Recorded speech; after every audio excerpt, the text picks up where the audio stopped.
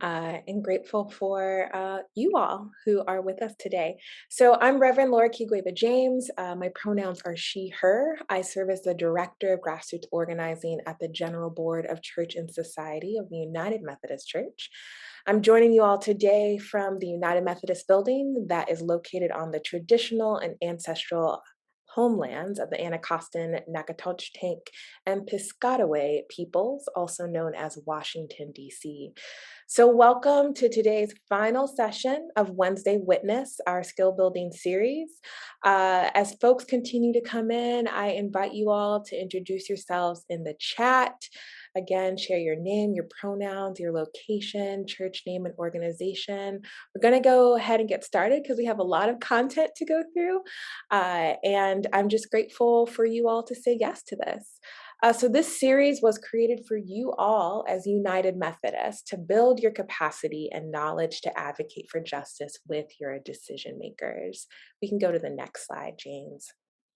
So, in this four-part series, we use Church and Society's Civic Engagement Toolkit to dive deeply into organizing and advocacy tactics for social change.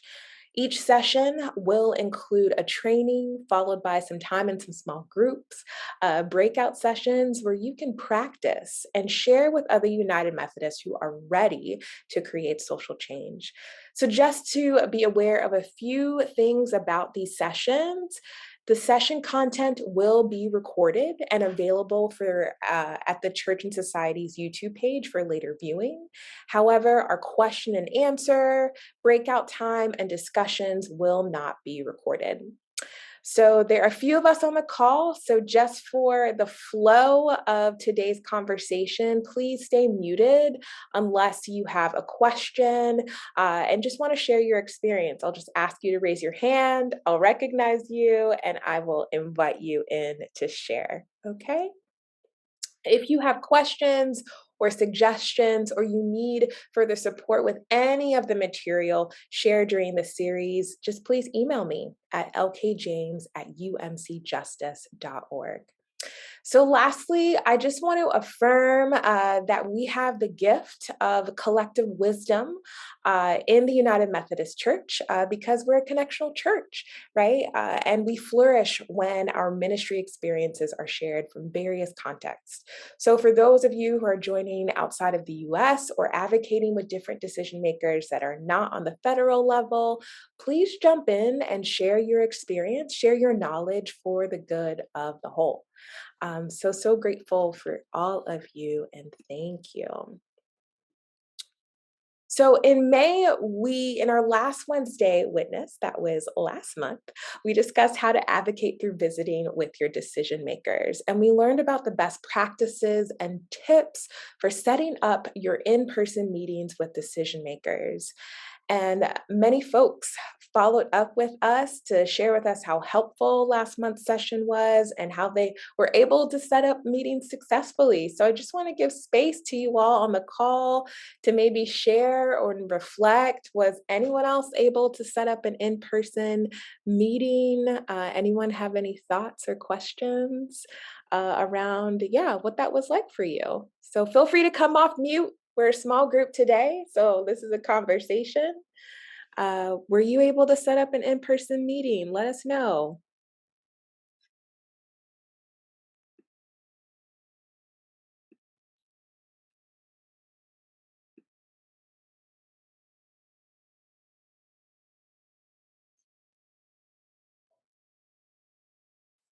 No one was able to connect with their member? That's okay. Anyone have questions about where to find that video?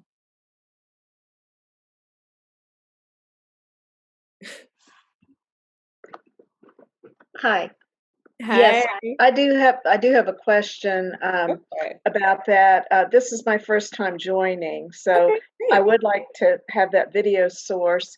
Okay. I'm a health professional, so I've met with decision makers, particularly in Washington, around health issues, and I Awesome. consider gun violence a major health issue in this country. So I would just appreciate your thoughts on how to better tie Okay. gun reform and health reform. Okay, yeah, definitely. Gun violence is a public health crisis and epidemic. Uh, we're not going to go into too much detail about that connection, but happy to follow up with you and make some connections with our my colleague Reverend Kendall McBroom, as well as our theological intern this year, Philemon, who are doing some work on that. So we can touch base on that later. Well, thank you so much, and thank you for those of you who it's your first time. That's okay. I think James dropped that resource into the chat, so feel free to check that out.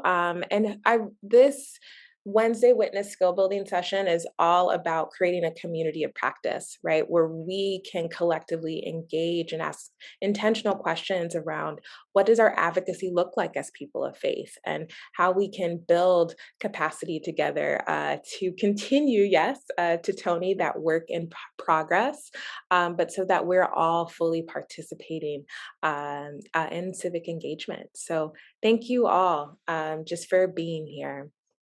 Well, let's go ahead and jump right in.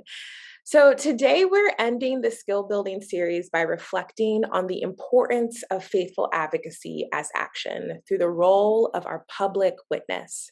So, as members of the United Methodist Church, we commit to being faithful participants in the church through 5 different ways. You may know these already: through our prayers to God, our presence, our gifts, our service, and witness. So, as United Methodists, to witness is to declare our faith in God, in the gospel of Jesus Christ through word and deed. We can go to the next slide. Thanks, James.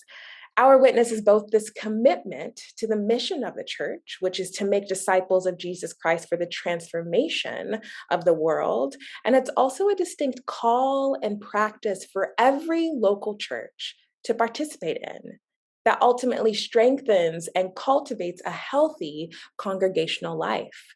So, as people of faith, our witness both in the church and society leads to fulfilling the church's mission of transformation.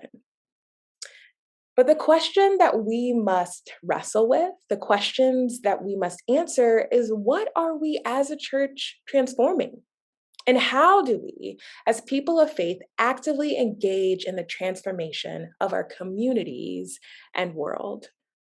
So, in our social teachings and social principles, 164B specifically, political responsibility, the United Methodist Church affirms that the strength of our political system depends on the full and willing participation of its citizens. The church should continually, this is what we say, exert a strong ethical influence upon the state, supporting policies and programs deemed to be just, and opposing policies and programs that are unjust. As people of faith, we are to support policies and programs that are deemed to be just. As people of faith, we are called to transform conditions of injustice by supporting policies and programs that reflect the justice of God, which is declared by Jesus in his life and ministry, who proclaimed this gospel message of preaching good news to the poor, proclaiming a release of prisoners, and a recovery of sight to the blind, and to ultimately liberate the oppressed and to proclaim the year of the Lord's favor. Our witness in the church and society is to proclaim this gospel message that, yes, has transformed our own lives, but also has the power to transform and liberate our communities and world. Sharing the witness of the gospel message within the public square and beyond declares justice of God in the face of systems of injustice and oppression, while actively engaging the church's mission of transformation. We, as people of faith, are called to participate in the ministry of transformation. So, at the General Board of Church and Society, we invite you all as United Methodists to engage in public witness in several different ways that we're going to be talking about today, such as holding a faith or interfaith prayer vigil, having a press conference, a public demonstration, a rally or march, or using your church building. And you may have seen in different news, news articles around the ways that Church and Society uses our marquee outside to be a witness in the public square. So today's discussion will focus on learning how to set up a prayer vigil and or a public demonstration. And I'm also grateful that today I have my two colleagues here, Reverend Kendall McBroom, who's the Director of Civil and Human Rights. Kendall, if you want to say hello, welcome in. So glad you're here. Hi, everyone. So good to see you, and thank you for being on this call. Yeah. And I also want to welcome Church and Society's 2023 Theological Summer intern, Philemon Abel from Duke Divinity School. You can say hello as well. Hello, everyone. Thank you for being here. Thank you for having me, Laura. Awesome. So grateful that you're here. And they will both offer further reflections on the role of the church engaging in our public witness. Thank you both. So let's go ahead and jump in. So the first step, and we can go to the next slide, James, we're going to stay here for a minute. The first step you need to engage in a public witness is what we have been talking about since our first Skill Up Wednesday witness session, which began with formulating your story for change. And we focused in the first session on your message. What is the message that you are telling? What is the specific ask that you are trying to change? A prayer vigil or a public demonstration is a collective space that brings attention to God's justice in the face of injustice. So, as you prepare to lead a public witness, you must be clear on the message of justice that you want to declare. Being clear about your message will help you identify your audience and even what faith traditions and practices like prayers, songs, faith testimonies that you want to incorporate into your public witness to affirm and ground your message for an ultimate influence and building power. So, one tip that I want to offer in terms of messaging is that messaging cannot be done in isolation, especially if your public witness incorporates multi faith leadership. So, make sure that your messaging and your prayers, your songs, your testimonies reflect the presence of those who you have invited and making this call of justice ensures that this is a collective message, right? And the best way to do this is to do it with a team. So, the tip in terms of affirming how to have a strong message and conveying that, especially in a multi faith or ecumenical setting, is really to have a design team to plan this out together. So, the next step is to determine the most effective messengers to influence your decision maker. So, who will be participating in your public witness event, and how will they speak truth to the opposing power structures? So, sometimes in planning prayer vigils, we invite participants who we may be connected to, but maybe outside of the experience of justice that we're calling for. So, to have speakers serving on the front lines who are directly impacted by the injustice you are calling to transform is vital to a public witness event. And so it's also essential that when you invite those who are directly impacted, to ask them to share based on their comfort level, right? And even provide any form of aftercare or any additional support, especially if they're sharing experiences of trauma. So and even in addition to those forms of support, I also want to encourage if there are ways that you can financially support the ongoing work of those folks on the front lines who are sharing their stories and figuring out ways to distribute that financial support equitably. So the next step after you have been clear about your message, you know your messengers of influence who are going to show up for this prayer vigil, this public demonstration is location, a strategic location. So hosting your prayer vigil or your public demonstration, is it's important to have a strategic location. The location of your event is sometimes just as important as the message that you're sharing. So think about a place that will offer you an excellent visibility to the public and to your decision makers. So here at Church and Society, we are the only non-governmental building on Capitol Hill. We sit right next to the Supreme Court on one side and the Senate side on the other. We're also facing the Capitol. So there are several different public witness events that we host here. But you at your church, or even just where you're located in your community, may be in a very strategic location that needs to be uplifted. The location of the public witness is important. And so the place where the public witness is being held can also be a sacred ground where we as people of faith call for justice to be invoked. So it's important to be intentional and purposeful about your location. So I want to invite my colleague Kendall in to kind of share really about the importance of a strategic location. So Kendall, last year you participated in hosting a prayer vigil in North Carolina, but you held this vigil in front of Senator Tillis's office. So I just want you to kind of hop on and share more about the decision of that specific location rather than a church building. But why did you choose to hold the prayer vigil outside of Senator Tillis's office? Come on in. Thank you, Reverend James, again for this invitation. And again, it's so good to see you all on this call. Thank you for that question. And part of the reason is because I'm not sure if any of you have heard the phrase that ministry is presence. And a part of ministry is being present.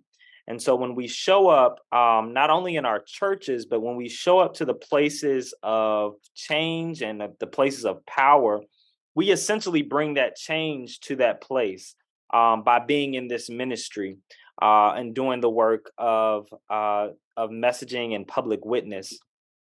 And so for me, I chose that location because one, that is the target, that was the target of our prayer vigil for at that time, Senator Tillis to change his perspective as and his recommendations as it related to immigration law.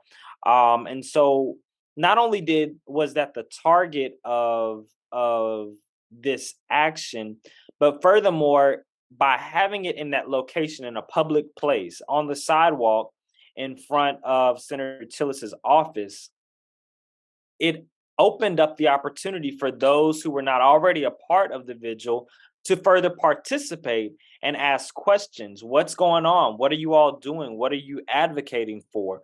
And so that does two things. It one introduces people to the issue, informs them of the issue, but it also introduces them to our faith and opens up these questions of what faith moves you to advocate and stand in front of and chant and sing and pray in front of this elected official's office. And so then we're able to engage in a dialogue of why these things are important to our faith traditions and why these things are important to us as Methodists. And so that was the theory and theology behind choosing to be outside of the church, because we know ministry is outside of the four walls of our church buildings. And also understanding the notion that God's presence and God's placement is often in front of one with the people, one with those who are marginalized, who are oppressed, and who are overburdened. But it is also facing and calling out, being prophetic, if you will, towards those who are in power and positions of power. Mm-hmm. Thank you so much, Kendall, for that offering and that reminder. Did you say ministry as presence? Am I hearing that correctly? Yes, ministry as presence. That is kind of what I was getting at. Definitely, definitely. And that role, kind of that two-part role of being in front of Senator Tillis's office, of declaring our faith witness, but then also leaning into what justice looks like and how Senator Tillis, as a decision maker, as a member of Congress, really does have the power and influence to make a difference, and how we as people of faith are calling on him as a decision maker to do so. So thank you for uplifting that. Thank you for that example of what it looks like to be people of faith in the public square. So thank you for naming that. So strategic Absolutely, location. absolutely. Yes, thank you. Thank you. Strategic location is so important, you all. So the next is in terms of a prayer vigil as well as a public demonstration is the diversity of the faith presence, right? So if your event is ecumenical, so meaning multiple Christian traditions or interfaith, so various different faith traditions, Jewish, Islamic, um, of various different faith traditions, just in making sure that in your prayer vigil, your public demonstration, that you're encouraging different prayers or rituals from those specific traditions. And this is a meaningful witness, whether it's ecumenical or interfaith, when we as people of faith from various traditions come together to lift up and share our values and messages that recognize our distinctive faith traditions, but also kind of amplify this collective witness that we are all coming together, whether it's ecumenical or interfaith, advocating and urging for justice to happen around the specific issue that we are calling towards. So, the next step is to draw on symbolic and creative traditions. So, as people of faith, our faith traditions, there are special rituals that offer powerful and innovative ways to express our values. So, in your public witness, include different religious texts, as I shared Luke chapter 4, verses 18 through 19, around the call of Jesus to do the ministry of justice. Different symbols and rituals like your clerical wear, or if you're laity, the different things that you wear when you show up on a Sunday morning. Specifically, you can provide candles if there's services of foot washing and hymns just during the prayer vigil. And another important thing is the different songs of resistance. Ella Josephine Baker's song, "We Who Believe in Freedom Cannot Rest." Offering up these different hymns, these different spirituals, taps into the history and lineages of resistance that allows us to continue to advocate for today. So it's really important to incorporate these and draw on these different symbols or creative traditions when you're reflecting on how to build out your prayer vigil or your public demonstration. So, number 6, the next one is to be creative with your communication materials. So, make visuals that succinctly convey your message, right? Messaging is so important, but you can get creative on what signs you want to use. And feel free to visually call upon the decision makers within those materials by including their names within those materials. Creativity also extends to visual presentations during a public witness. So, there have been past events at Church and Society where people have created elaborate floral arrangements calling for justice for asylum seekers. And most recently, on Monday, there was this week long sit in. That was led by gun violence survivors calling for legislative actions to address the epidemic of gun violence in the US. So, Philemon, I want to invite your voice in because I know you were able to attend the sit-in. And just can you share more about the message of the public demonstration and what were the visual presentations that were there? What did you see? Yeah, and thank you again for having me. Yeah, the first thing, walking up to the group, people wearing T-shirts that in big bold letters said "Ban assault rifles now." Um, so there are a lot of, and they were giving away those kinds of T-shirts. Also, the signage that they had were like cardboard, like gravestones with Uvalde, with Parkland, Buffalo, and just like other locations of mass shootings, all like around the area that they were set up. Um, there because it's Pride, there are a lot of LGBT support, and they're handing out buttons that's like saying "Gays Against Guns" or "NRA Sashay Away." Um, and a lot of signs. Some people have their stories on their sign. I remember one young woman had a message detailing about how she lost her uncle to gun violence, and another losing a family member to suicide by gun. Um, Another thing that really stood out, they had like fake body bags. I think they were like mannequin bags, but they were large, human-sized black bags. They were considering like getting in them and laying on the Capitol steps in them. And one student who even had moved away to Portugal because of all the gun violence, she was referring to the body bags as school uniforms, um, which really was just, she was saying it as both joking and not joking, that kind of mixed emotion. But yeah, a lot of just very loud imagery of just, ban guns now, Congress, please take action. And that's a very clear message from the materials. Thank you so much, Philemon, and thank you for participating in that witness. And for those of us who were here in DC, there was so much movement on the Hill about this group who had been out there for about a week. And so, with the signs, with the different creative ways that they were affirming the messaging around ending gun violence as well as ending the and banning assault weapons, it was very powerful, right? And just as a reminder of, yes, it is our voices, but it's also how we can get creative in different communication materials to continue to affirm and tell our stories of how we have been impacted by injustice. So thank you, Philemon, for your experience and also uplifting the experiences of those who you met. And may we continue to engage in the form of public witness so we continue to advocate for justice. Thank you so much. So, lastly, in terms of setting up your public witness event, it's really important to reach a broader audience, as Philemon shared. Here this group was on Capitol Hill, holding signs, exchanging their own story, and they were able to connect with so many different folks. And a way of reaching a broader audience is even to live stream your prayer vigil on social media. And Kendall, I know you did this when you're in North Carolina, which was really great, even though I wasn't there physically to be a part of it through social media.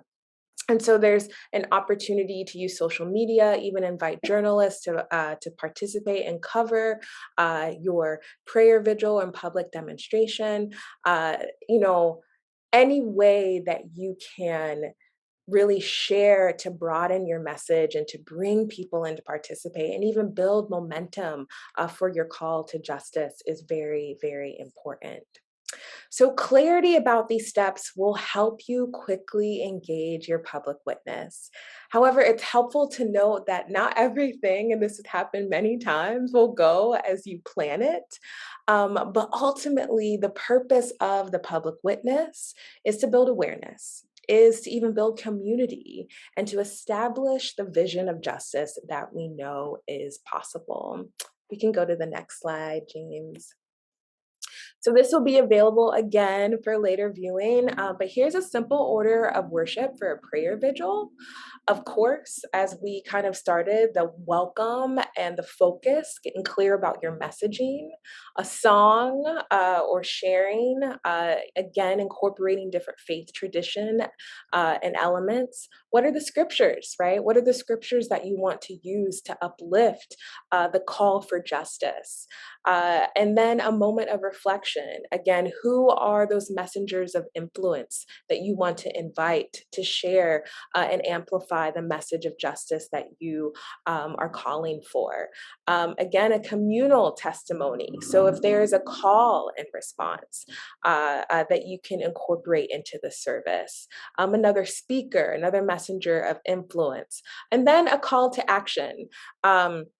So the call to action in terms of on Monday, the assault weapons ban, and so what does that look like? If there's a specific bill, if there's a specific action that you're asking for your member of Congress or possibly other decision makers to include that within the order of worship, and then a time for prayer, right? And I think it's specific to the Christian tradition. I think it's really important for us to remember the role of lament, especially when we encounter injustice, and how the role of lament can lead towards hope when we call out the injustice and we are publicly declaring how long, oh Lord, right? And that can be a very intentional time of prayer and a time to cultivate the sacred within our ministry of presence, Kendall, as you reminded us.